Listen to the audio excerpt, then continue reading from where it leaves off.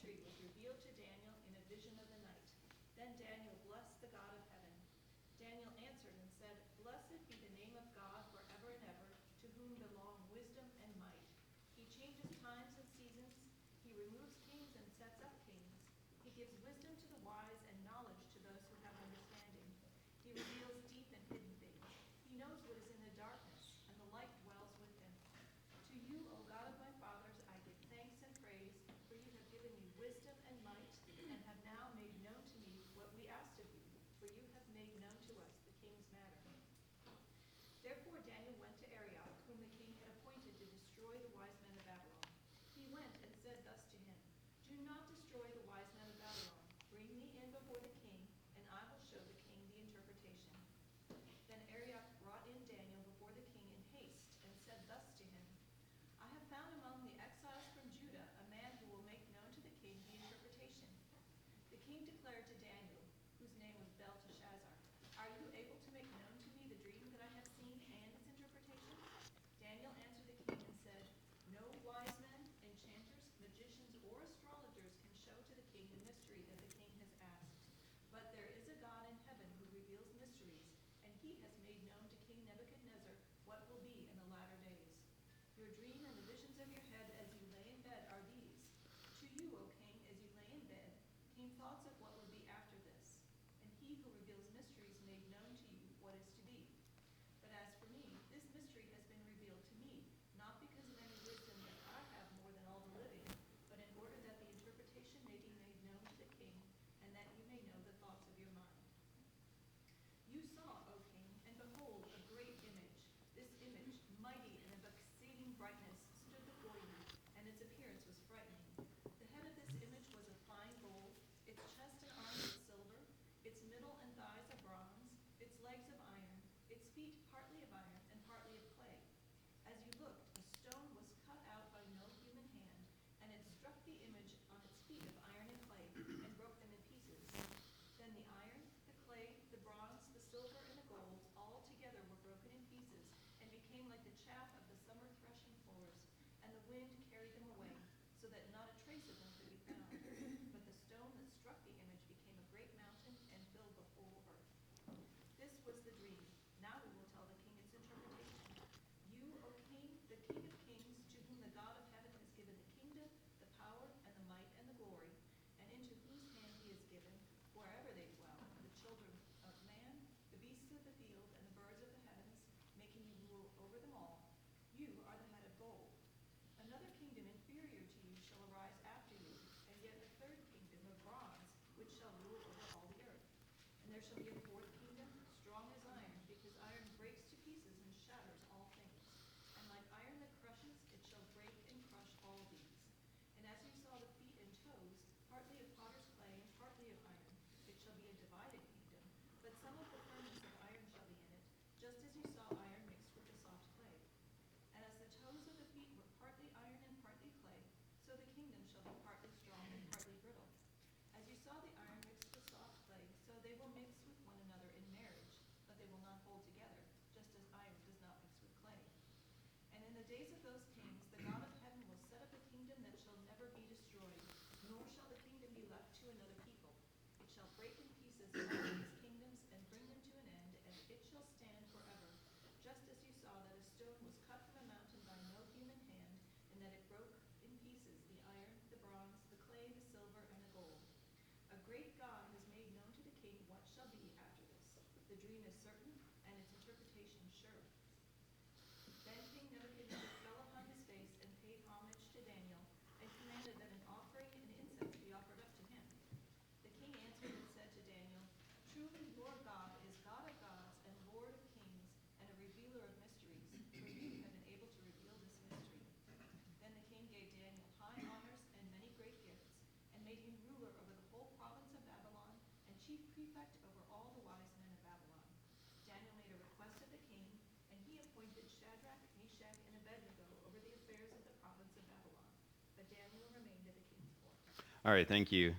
So as you can see, we've got a lot to cover today, and we are going to attempt to get through all of it, all of chapter 2 today. But as a recap from last week, in Daniel chapter 1, we we see that Daniel and his friends are part of this first deportation out of the kingdom of Judah into Babylon.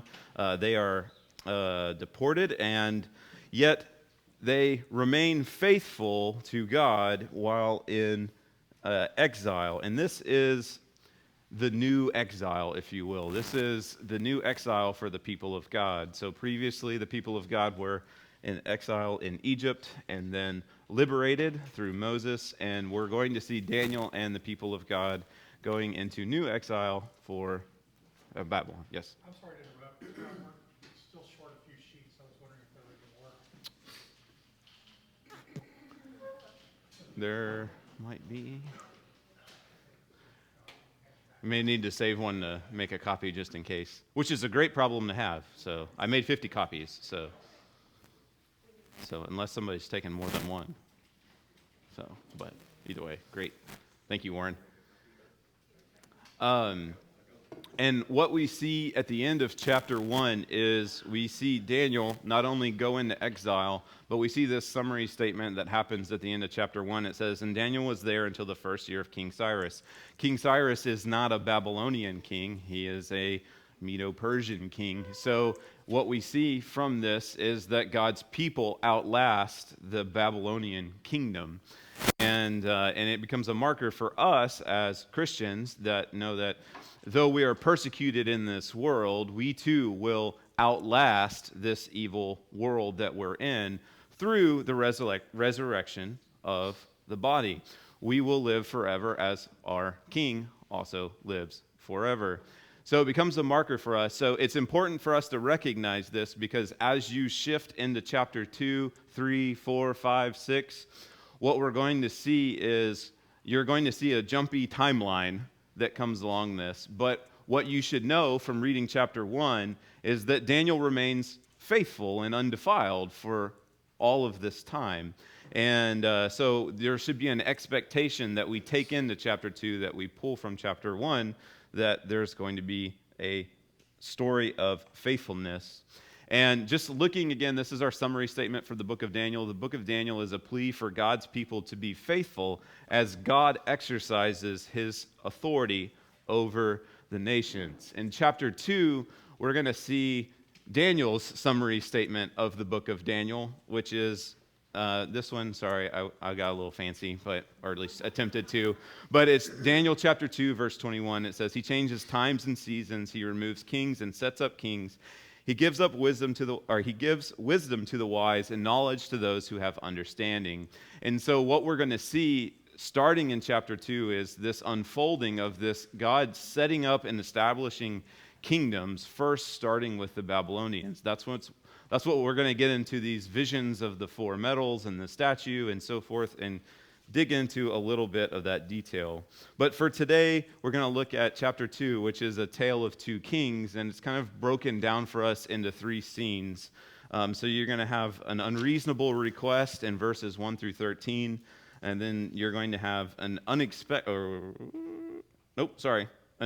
response in verses 14 through 25, and then you're going to see an unexpected kingdom in verse 26 through the end of the chapter.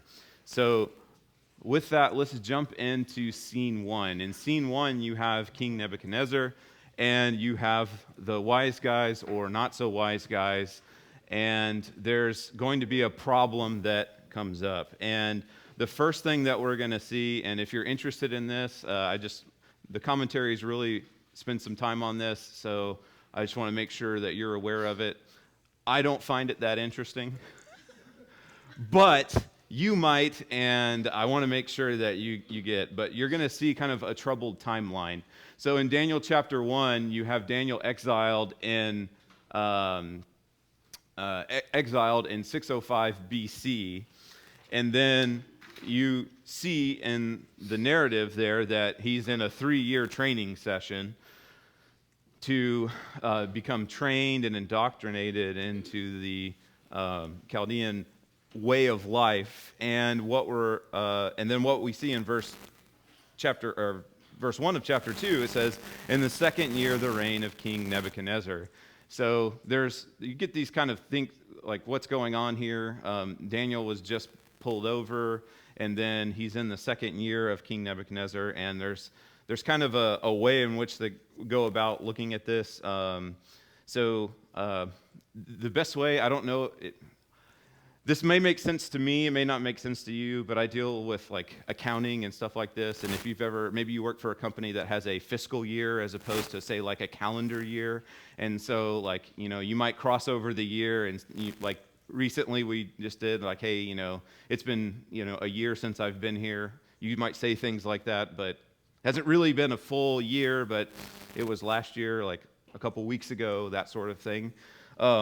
But in training year one, we have kind of this year of a session for King Nebuchadnezzar, and then that would be from 605 BC to 604 BC, and then the first year of reign is from 604 BC to 603 BC, and then the second year of reign, which would have been the third year of Daniel's training per se, would have been from 603 to 602. So to kind of get you from, you know, Daniel's exiled in chapter 1 to 605 as a reconciliation to us being in the third year or outside of his training in 602 BC. That's where you can get like kind of about a 3-year gap that's there. But I will issue this warning for you. If precise timelines are your thing, this is probably not the book and study for you, but nonetheless, there seems to be a way to kind of bridge the gap that's there. You might ask, like, well, why does King Nebuchadnezzar? I mean, go back to chapter 1. He looked at all these wise guys and he pronounced them, you know, 10 times better. So why does he not remember this? You know. I'm getting more confused as you're talking about because he was king when Jerusalem was besieged, right? Yes.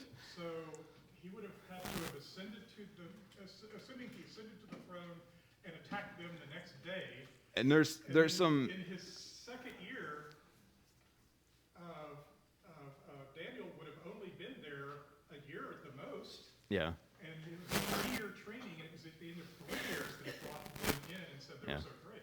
Well, and then there's also some parallel between, like, say, Nebuchadnezzar's reigning, but his father is still there. So there's some way where the commentators try to kind of get you to overlap that's there. Like I said, it's troublesome. I didn't lose any sleep over it. I don't think you should either, but it's just out there just to think about. But I think there are some ways to kind of reconcile that's there. But if that's what you're interested, that's what's going on. But that's what we see here. But the point of it is, in Daniel chapter 2, this vision, this terrifying vision, comes to the king early in his reign. So if you wonder, like our next one, we have a troubled king in verses 2 through 3. He can't sleep. He's got these visions going on.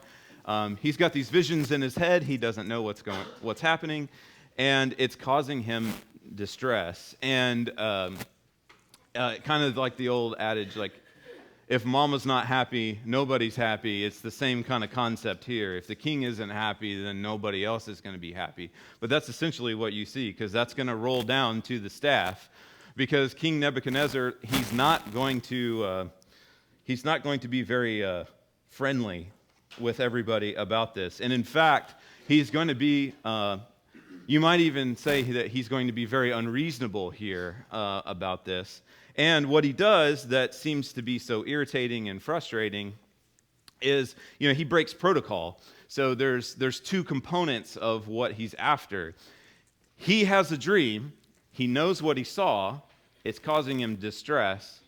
But he hasn't told anybody that dream, nor does he know the interpretation.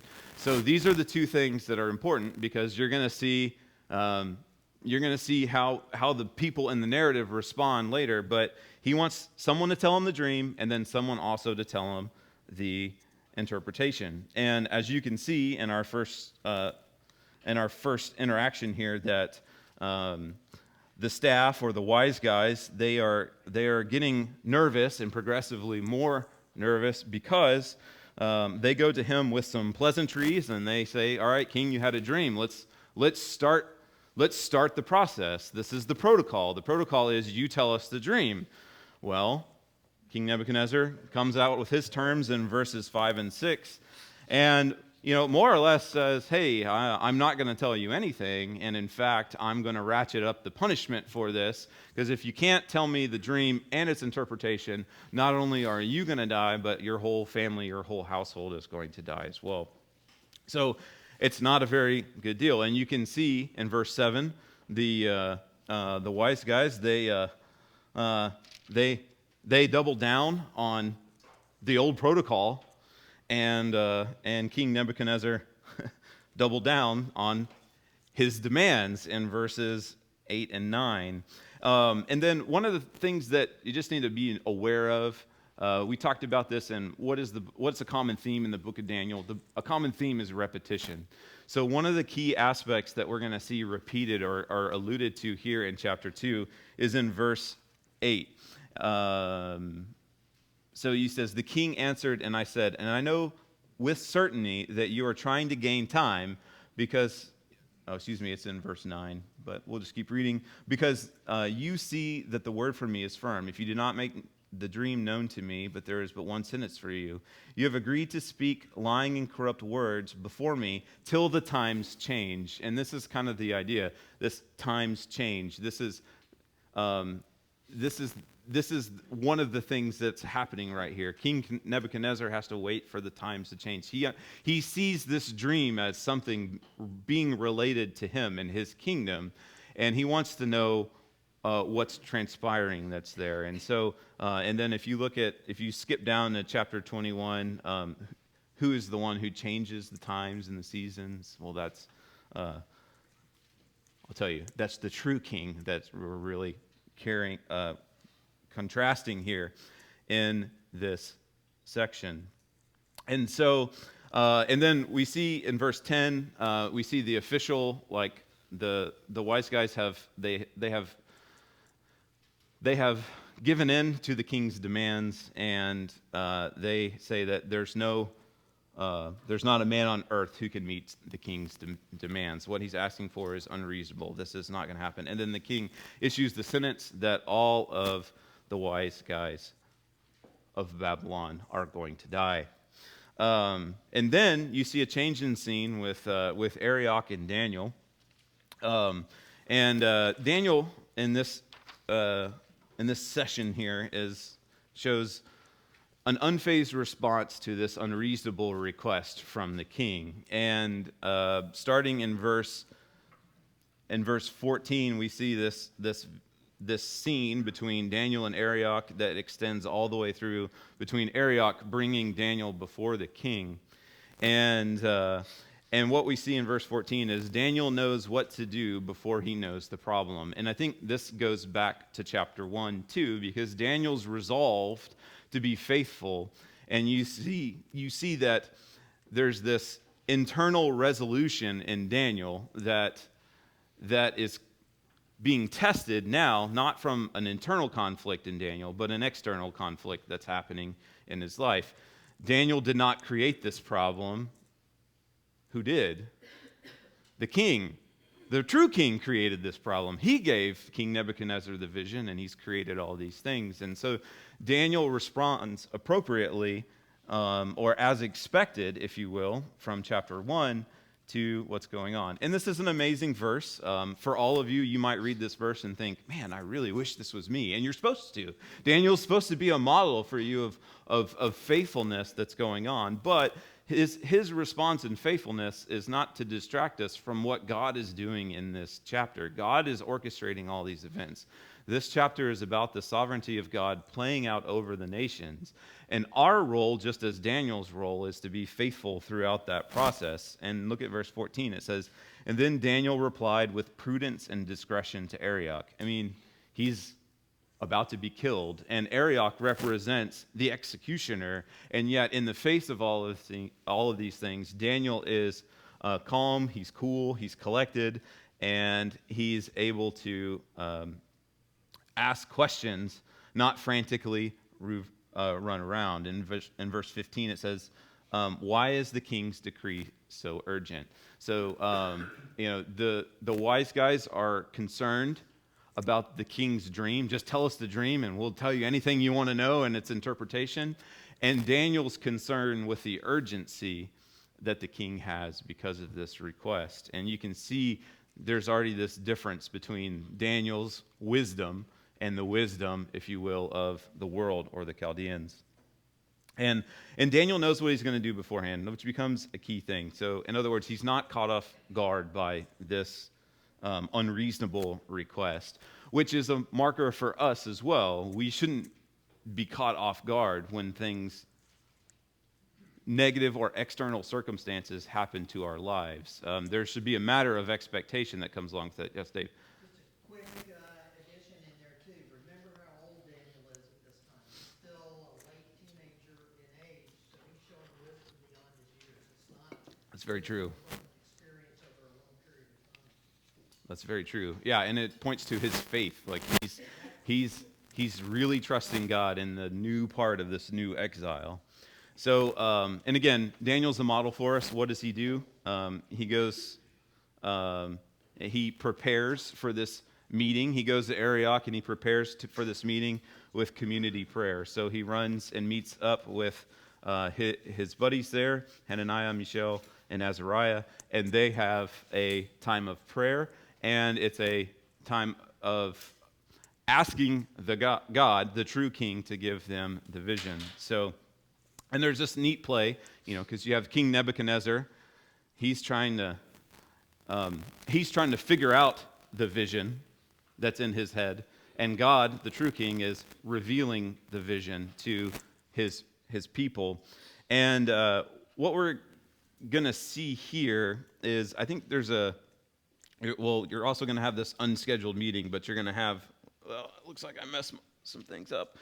But in my slides, sorry about that, but you're going to have, let's go back, but you're going to have a tale of two kings. And you can see this kind of exemplified in the prayer that Daniel exercises for us in verses 20 through 23. So I'll let you be as creative as you want. If you want to do King Nebuchadnezzar and God on one side, or do a little T-chart or whatever it is, you want to just kind of compare these. But let's read this prayer, and then we'll talk through it. It says, Daniel answered and said, "Blessed be the name of God forever and ever, to whom belong wisdom and might. He changes the times and seasons. He removes kings and sets up kings. He gives wisdom to the wise and knowledge to those who have understanding. He reveals deep and hidden things. He knows what is in the darkness, and the light dwells with him.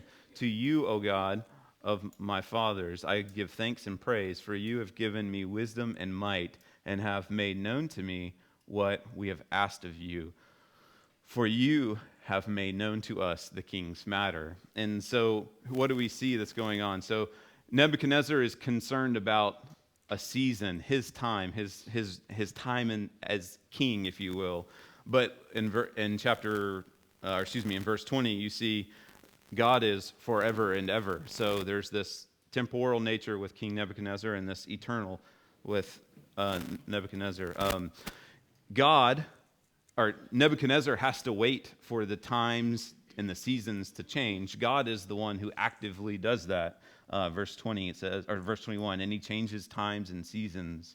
And we'll see from the vision, he removes kings and he sets up kings. Well, what has Nebuchadnezzar done? Well, he's essentially removed the kingdom from Judah. So there's this dynamic whereby Nebuchadnezzar feels as if he's in charge, but yet God's truly the one in charge. He's the true king. King Nebuchadnezzar really has no wise counsel. And then you look at his servants, they're not wise. They ultimately cannot provide him assistance. And then, on contrast, the true king, God, his servants, they are wise. We see that in Daniel. And you have this play, which I think is fascinating, which we see when Daniel walks into the king. But God reveals deep and hidden things. Nebuchadnezzar doesn't even know what's going on in his own brain. So there's this we're creating a massive chasm between the true king and King Nebuchadnezzar. And if you think about it, and this other one, Nebuchadnezzar is concealing his knowledge. God is revealing his knowledge as well. And And we see that Nebuchadnezzar's servants, they're selfish, and God's servants are selfless. So Daniel is willing to risk his life to go tell the king. You don't see that of any of the wise guys. They don't huddle over and say, hey, you go for it.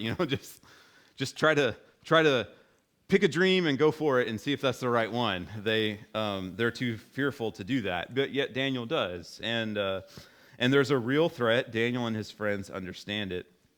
And then the last part of this scene is this unscheduled meeting, and this is kind of important from a narration point. But if you think about what's transpiring, so there's this.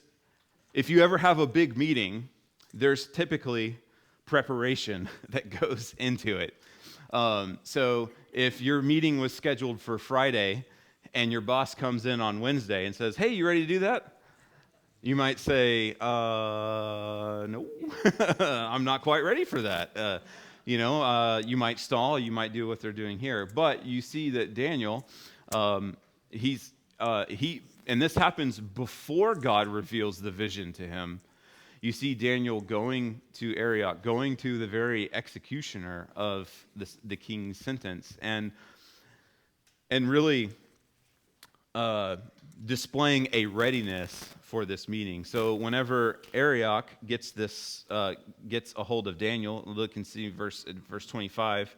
You can see these selfish guys, because Arioch has brought in Daniel before the king in haste and said to him, "I have found among the exiles of Judah a man who will make known to the king the interpretation." Well, Arioch didn't find anything. If you're reading the story, God has orchestrated all of these events together so that His glory and so that He gets the credit.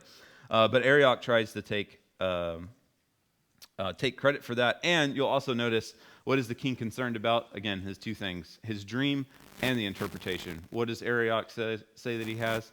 He just has the interpretation. So the king's got this ace up his sleeve because he knows that no one's going to be able to communicate truthfully to him without doing both, communicating the dream and the interpretation. So with that, we'll move to our last scene, this unexpected kingdom, and kind of have it broken into 4 parts. We'll look at the disclaimer, the dream, the interpretation, and the promotion. So that comes about here. So, and if you do have questions, I will encourage you to ask them. And if I don't have answers, I will tell you I don't have answers for you. But I do want to get into talking a little bit about these components, because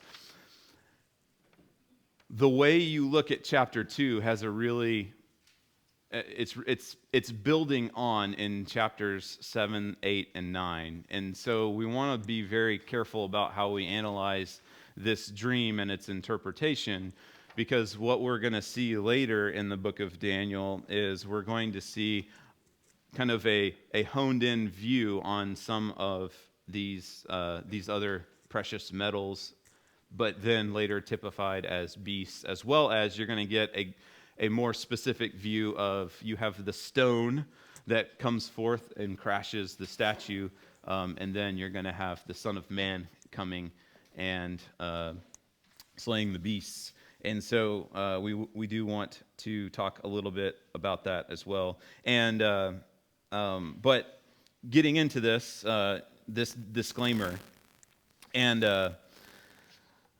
if you think about the narrative and the situation, you would probably accuse Daniel of not being sensitive to the situation. So he's rushed in before the king, which usually would take some time to schedule those meetings. But he's rushed in before the king, and rather than just jump right into the dream and interpretation, he has some pleasantries of his own that he has to disclaim to King Nebuchadnezzar, which are very important for us here, and that's in verses 26 through verse 30. And the king lays it all out for him. Verse 26, are you able to make known to me the dream that I have seen and its interpretation? So the king set the context. We don't just need the interpretation, we need both. Both of these are going to happen, and then that's what we're going to see. And then And then Daniel, again, you see the narrator slow, or the author here, slow the scene down, right? It's moving really fast. He's prayed, he's got his vision, and he's rushed before the king, and then there's kind of a lull here. So there's the scene kind of takes a bit of a pause right here as we get into verse 27 through verse 30. And then Daniel responds, "No wise man, enchanters, magicians, astrologers can show the king the mystery that the king has asked. But there is a God in heaven who reveals mysteries, and he has made known to King Nebuchadnezzar what will be in the latter days." And so there would be a big question here of what are the latter days? And the concept here, this would be really what happens after the Babylonian reign. I think that's in the context of these latter days. And so that's part of what we see the vision coming out to be. But it's not just what's transpiring for the Babylonian kingdom, but what's happening in the latter days. And then to some extent, there also is a greater fulfillment in the latter days, being, or as the New Testament calls it today, the last days that we are in. After Christ has come, he's ascended to the throne, and then we anxiously await his return. There is a concept of the latter days. But the immediate context here is with the Babylonian kingdom and its duration on this earth. And picking it up in verse 29, it says, "To you," again, notice the repetition, "To you, O king, as you lay in bed, came thoughts of what would be after this. And he who reveals mysteries made known to you what is to be. But as for me, the mystery has been revealed to me, not because of any wisdom that I have more than any of the living, but in order that the interpretation be made known to the king, and that we know his thoughts." And so we see Daniel set the table. He's going to interpret the dream, but he needs King Nebuchadnezzar to know that it's not Daniel who's doing this. It's not Daniel's wisdom. It's not Daniel's might. It is the God who is in heaven. And Daniel also puts an emphasis on this. If you look at the last part of his disclaimer, the purpose of this is that the king may know the interpretation and the thoughts of his head. Which seems just bizarre, but you don't know what's in your head, so we're going to tell you what's in your head. But the focus of Daniel is the interpretation, and the idea here is that the dream's no big deal for God. God gave the dream. He'd give it to Daniel. He'd give it to all of us later if he wants to. It doesn't matter. It's God. God can give the dream out. But the important part is that King Nebuchadnezzar hears the interpretation, and the idea is that he responds accordingly. And I'll give you a spoiler alert for next week. He does not respond accordingly. He is identified as the head of gold, and what do you see him making in chapter 3? An entire golden statue. So, in fact, you'd say he interpreted the dream incorrectly, or he interpreted the interpretation incorrectly. But he fulfilled it very well. Yes, he fulfilled it very well. Yes. All right, so with that, let's jump into the dream in verse 31 through 35. And we'll see it, and it says, "And you saw, O king, behold, a great image. This image, mighty and of exceeding brightness, stood before you, and its appearance was frightening." So if you think about, breaking the door of the movie theater, and the sun, it's a shiny day, and it just beams like you're out of focus because there's this brightness, and then the brightness slowly fades and it comes into focus. This is kind of the view that you see here. And then what you see is something terrifying and frightening. And that is this statue, or this hodgepodge, if you will, of metals and clay. And then it says, "The head of this image was fine gold, its chest and arms of silver, its middle and its thighs of bronze, and its legs of iron, and its feet partly of iron and partly of clay." And so there's this image, this horrible, frightening image. And this is the idea. This is frightening. Okay, this would, this is, kind of one of those things that you look at and you're aghast at how weird it has come together. This is the idea. You wouldn't expect all of these things to meld together and make an image, but yet it does. And then you see the stone, and as you look, the stone that was cut out by no human hand, it struck the image on its feet of iron and clay and broke them into pieces. Then the iron, the clay, the bronze, the silver, the gold, all together were broken to pieces and became like chaff of the summer threshing floors, and the wind carried them away. So not a trace of them could be found, but the stone that struck the image became a great mountain and filled the earth. So you have the image that's laid out, and again, you see Nebuchadnezzar. How is his dream revealed to him? He's looking at the image from the top down, from gold all the way down to iron and clay that's there. And then the stone strikes the feet. And the narrator for us explains to us how this image broke apart. Well, it broke apart in reverse order from how it is revealed. And that's key because we see Jesus come onto the scenes. Spoiler alert, I'm going to tell you that I think the stone is Jesus, in case you didn't know. But you have this kingdom that comes about. But what does Jesus do? And Jesus is reversing this kingdom that's come together. And this image that's been brought together. And if you remember back to last week, just thinking about biblical theology, this concept of people, the authors of the Old Testament as well as New Testament, relying heavily on the text and interpretation of these older books. What we see here is in chapter 1, the vessels and the people of Judah are taken out of their land, and they're moved to the land of Shinar. Shinar is where the Tower of Babel is built. And what is the Tower of Babel? It's in a plain area whereby a tower is erected all the way up to the sky so that the people, not God's people, but the people of the world could come together and make a name for themselves. And so that's similar to what you're seeing in this vision. Daniel sees it again. They're going into exile. They're going into the land of Shinar, the same place where the Tower of Babel is built. But yet this time we don't see bricks and mortar. We see metals and an image that's cast up that is then destroyed or broken down. And there's a lot of things you can think. There's a lot of observations that we can make here. If your kids were here, if you want to ask them about Minecraft, about which metals are harder versus softer, you can see that as the statue goes down, the metals become harder, and in the interpretation, you'll see that the kingdoms become more ruthless, if you will, as you progress. And you can see that if you were going to build a statue that looks like this, you probably wouldn't have clay feet. Meaning that this is an organization that is very top-heavy. It's not very sensitive to the feet, if you will, and it's unlikely to stand as it is up for us. And then one of the other things that you need to see here too, again, looking back, how does Daniel use the Old Testament? Psalm 1.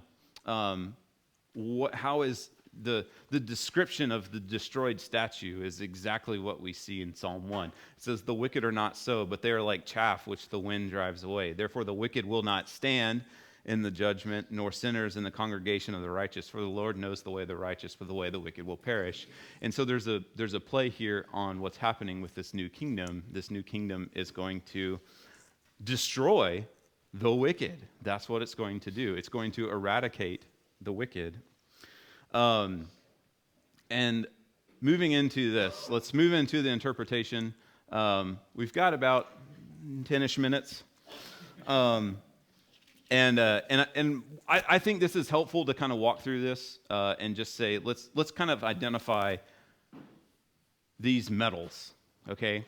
And let's talk a little bit about these and what this represents, because I feel like there is it's going to be important for us to see this, especially when we get into the later chapters of chapter 7, 8, and 9. And again, Daniel is a chiastic structure, so chapter 1 corresponds to chapter 12. Chapter 2 corresponds to chapters, really, 7, 8, 9, and 10. that's there. And so you're going to get detailed visions or more detailed visions of what we see. But for now, it makes, but let's jump into this right here. One quick note as we jump in, look at verse 36, going back to, verse 37, going back to repetition that we see in the book of Daniel. You, O king, the King of kings, to whom the God of heaven has given the kingdom. And so there's this idea that as Daniel reveals the interpretation, at its core of the revelation is that this, what you have is because God has given it to you. Again, does Nebuchadnezzar get it? No. So we can see where he focuses his attention. So the first thing, what does the gold represent? Well, the gold represents for us, it represents Babylon. And that's what we can see. We see it very just itemized out for us here in chapter 2, verse 38. And it says, those who, into whose hand he has given whenever they may, wherever they dwell, the children of man, the beasts of the field, the birds of the heavens, making you rule over them all. You are the head of gold. So Nebuchadnezzar, I think this is the only part he hears, and he checks out. I've got proof in the next chapter that this is what transpires, but I think he kind of he hears what he wants and he checks out. But that's what we see here. And then who is the silver, or what is the silver that's represented? And I think that the silver is represented by the Medo-Persian Empire that's coming up. I'll just put the reference here. You can turn to it. But Daniel chapter 8, verse 20 talks a little bit this. You see again a vision of 4 kingdoms, and they're identified for us. And the same thing with the bronze. So hope you didn't see my answer there, because the iron's where it's at. So, but the bronze is the kingdom of Greece. That's also identified for us. I think that verse reference should be Daniel 8:21. I think I put 8:26. So you may just want to scratch that down. That doesn't feel right. But yes. Was that like Alexander the Great's conquest? Yes. Yes. Yeah. Now Alexander the Great's not mentioned. Right. Like, this is Alexander the Great that you see here. But yes, the vision that's revealed. That's how that comes through. Yes. And it is 21. Okay, good. So, but that is a great point, because this is how I want you. There's how we can interpret Daniel in history, and how Daniel and the people of God would have interpreted Daniel, because those are two different things. Because our answer for the next one, and I think this is a subtle nuance, but there's things that you have to understand. Who is the kingdom? Who's the iron legs and the feet? Well, it's not identified in the book of Daniel. The other kingdoms are. They're actually said, you are Babylon, you are the Medes and the Persians, and you are Greece. But the fourth one is not known, or it's not identified. It is known, but it's not identified. Now, for us, and that's why I put in parentheses, Rome. The fourth, and I want you to hear me very clear. The fourth kingdom, the kingdom of iron, is Rome. But we know that because we can look back and see this. When we read and interpret Daniel, we must understand that the fourth kingdom, the iron, is not identified. And the reason I say that is because it's easy to get a glimpse, to see the trees in this example and not see the forest. For example, what does the stone destroy? All of it. The stone does not just destroy the iron kingdom. That's where it lands, but it replaces all of it. So when you think about how to interpret this, and how Jesus and the New Testament, people in the New Testament would have interpreted this, they would have looked at this, and it would be easy to say, well, it's Rome, it's Rome, it's Rome, it's Rome. This is where we are. And I think that's a good marker for the time for understanding the prophecy that's there. But what you see through this revelation is that you have this big picture of this image, and it's put, and then it is destroyed, and that's what you're supposed to capture. And what I'm going to argue for in the later chapters as we get into some of the details is this becomes kind of a typological type, a deal that's here. It becomes a pattern for us. Because if you think about it, what do all these metals represent? Well, they represent past kingdoms and present kingdoms that are all destroyed by the stone. And then the clay, what is the clay? It just kind of seems weird, but I think the clay is an attempt to continue ruling. So you have this statement in here about this intermarriage. So if you think about a kingdom, how is the kingdom going to persist in power? Well, you might have a arranged marriage or structuring these things to try to get the kingdom to extend its years. But as we see that in comparison to the kingdom of God, it's not going to happen.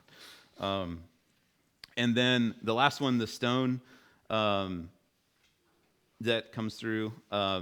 Again, the stone is Jesus, but I think for Daniel, it's the future Davidic king or the Messiah. That's who's coming. That's who we're going to see revealed for us in chapter 7 of Daniel with the Son of Man. But Daniel doesn't know who it is right now. We just know that it's this character, this title, this Christ-like figure. And that comes from 2 Samuel chapter 7, verse 13, when you have the Davidic covenant revealed to Daniel. It says, he shall build a house for my name, and I will establish his throne forever, or the throne of his kingdom forever. And so we can see that's going through that. And then in the interest of time, I would like to move forward with, there's much, one thing else to say about the stone here. The stone lands, and it's a mountain. This mountainous type structure is really a picture of Eden.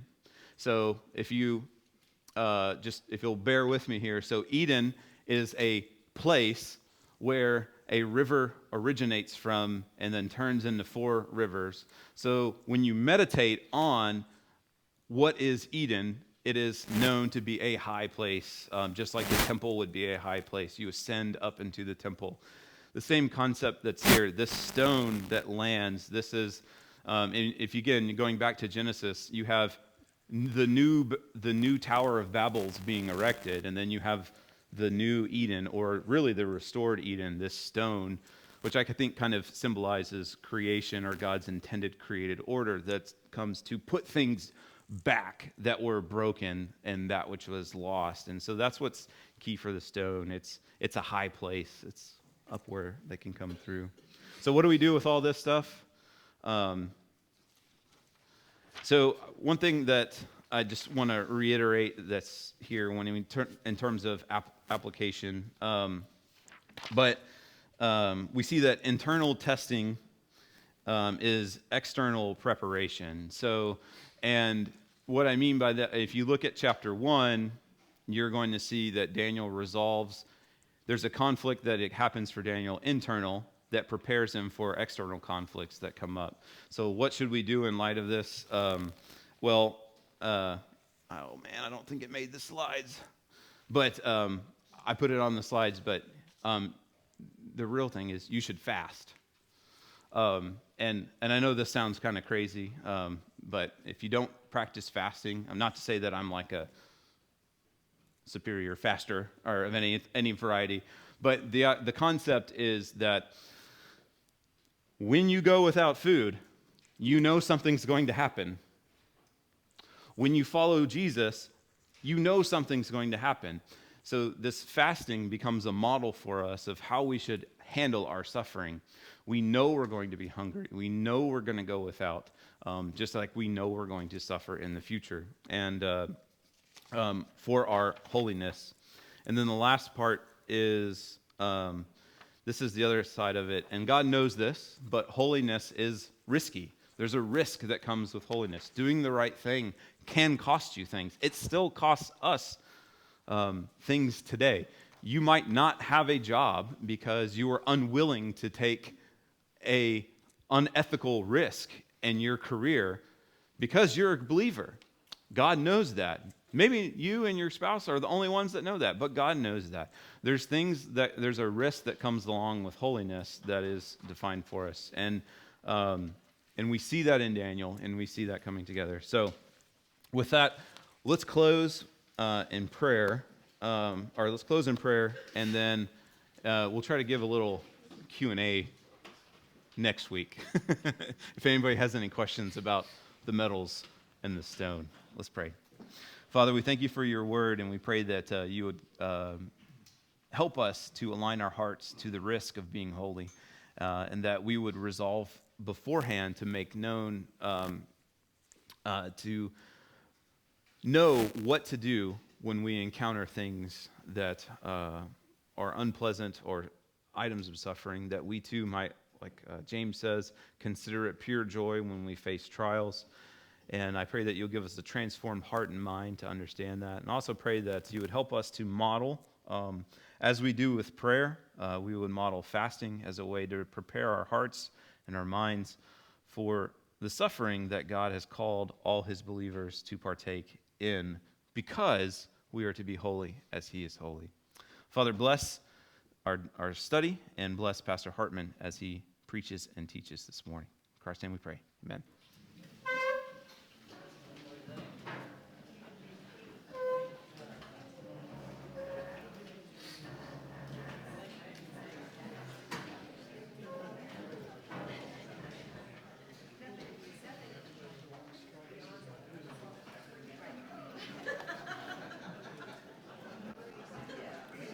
Well, sorry, now you got to fight through everybody to get over here. Yeah, that's true. I might watch the Super Bowl.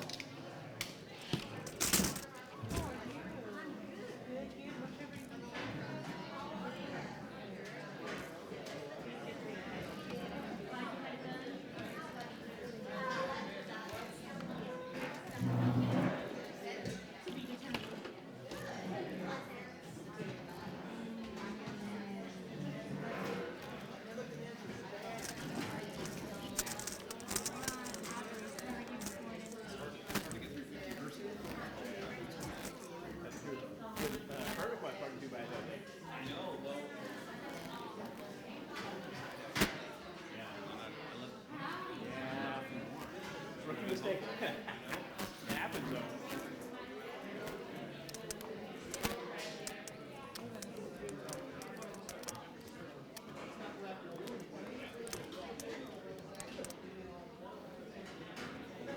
Oh, Robbie, so you say August 7th? Well, that's what we might be planning. Okay, for. that's a Friday. It is. Okay, Is that good or bad? that's fine. Okay, I just make sure you. Yeah. Is it the Chaldeans or the Chaldeans? I've always heard Chaldean. Okay, I just want to make sure I'm And it's pronouncing it typically correctly. the Hebrew has a sound, more of a harsh All right. sound. Yeah. I'm gonna say Chaldean. Okay. All right. That's what everyone's. That's what Austin said. Yeah. Coming time! It's you, sir. Don't get up. Take a seat. It's right after church is over. You sure? Feeling good?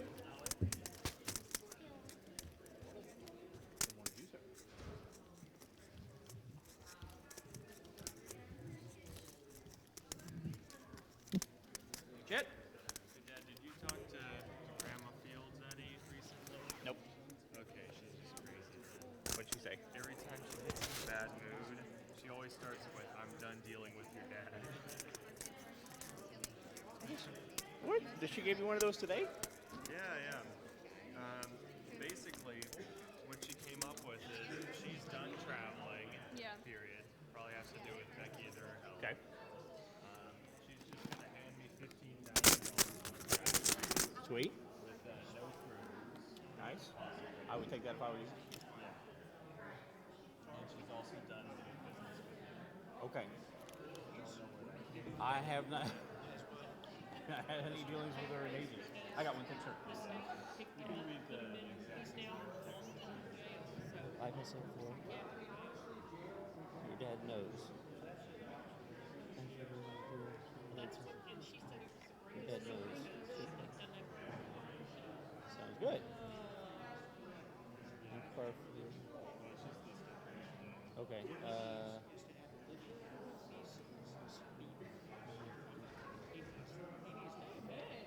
Okay. Well, still, I mean, all right. there's there's a weird bitterness there that honestly I don't understand, but it only hurts her. You know what I mean? Because it seems she really is preoccupied with that. She said that y'all